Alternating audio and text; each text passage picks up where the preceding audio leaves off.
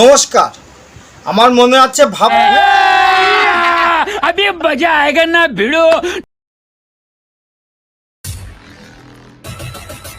কব শুনতে থাকেন আমার কুকথা কত দূরে কত গভীরে পৌঁছতে পারে। যাই হোক, কৃষ্ণপদ অধিকারী আমার ছোট্ট একটা ইউটিউব চ্যানেল আছে, চ্যানেলটা আপনার ডোন্ট কেয়ার। ফেসবুক পেজ আছে কৃষ্ণপদ অধিকারী নামে।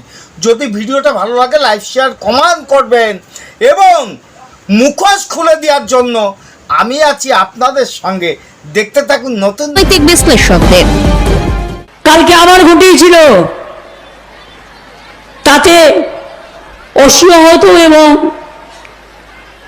আমার একজন ভাইও আহত, 19 জন ইনজিওর্ড হয়েছেন। কেন অস্ত্র নিয়ে মিছিল করবেন আপনারা? কে আপনাদের অধিকার দিয়েছে অস্ত্র নিয়ে মিছিল করবার?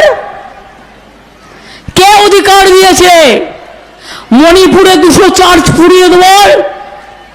কে অধিকার দিয়েছে মসজিদে গিয়ে বোমা মারবার? কে অধিকার দিয়েছে দলিতদের উপর অত্যাচার করবার? কে অধিকার দিয়েছে সংখ্যালঘু দেখলেই তাদের বাড়িতে এনআইএ ঢুকে পড়বার? কে অধিকার দিয়ে? আরে আপনি তো অনেক অধিকারের কথা বললেন, এইবার এই অধিকারের কথাটা আপনি একটু শুনে রাখুন। সন্দেশখালী মায়েদের অত্যাচার করার কে অধিকার দিয়েছে? হাঁসখালিতে ওই আমার মেয়ে এবং আমার বোন, আমার স্বজন আত্মীয় স্বজনের কাছে অত্যাচার করার কে অধিকার দিয়েছে? বকরিও গণহত্যা পুড়িয়ে দেওয়ার অধিকার কে দিয়েছে? আপনি বলতে চাচ্ছেন আমরা যারা সনাতনী আছি আমরা মসজিদে গিয়ে বোম মারি?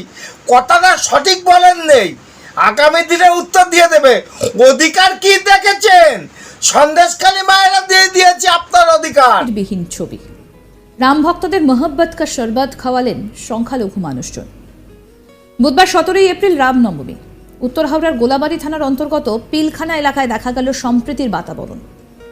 মুসলিম অধ্যুষিত এই এলাকা দিয়ে প্রতি বছরের মতো এবারও রামনবমীর শোভাযাত্রার আয়োজন করা হয়েছিল।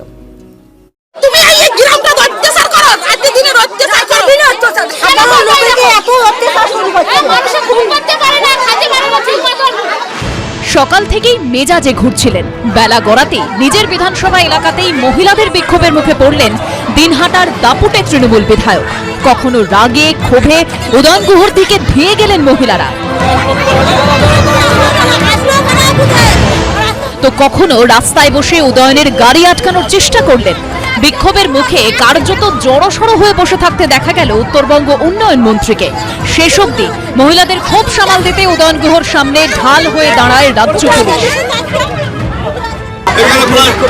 হাজারের উপরে ভোটার, এত সাজিয়ে গুছিয়ে নিয়ে এসছে যে এলাকার তখন প্রতিবাদ করতে গেলে ডাবগ্রামের পশ্চিম ধনতলায় বিক্ষোভের মুখে পড়ে বিজেপি বিধায়ক শিখা চট্টোপাধ্যায়। ডাবগ্রাম ফুলবাড়ির 19-এর 300 এবং 301 নম্বর বুথে বহিরাগত দিয়ে ভোট গ্রহণের অভিযোগ বাধে ধুধুমার। ফুলবাড়ির 19-এর 297 নম্বর বুথের কাছে বিজেপি কর্মীদের মারধরের অভিযোগ তৃণমূলের বিরুদ্ধে। অভিযোগ অস্বীকার তৃণমূলের। শক্তি করে ফের বিক্ষোভের মুখে শিখা চ্যাটার্জি। ডাবগ্রাম ফুলবাড়ি এলাকায় শিখা চ্যাটার্জিকে ঘিরে বিক্ষোভ, বিজেপি কর্মীদের সঙ্গে পুলিশের ধস্তাধস্তি। অ্যাকচুয়ালি তাই এরা মানে ভীতি সঞ্চার হয়ে গেছে এদের ভেতরে। শিখা চ্যাটার্জি ঘুরে বেড়ায়, ওনার হয়তো মানুষের ঢুকে खत्म, bye bye tata good bye गया।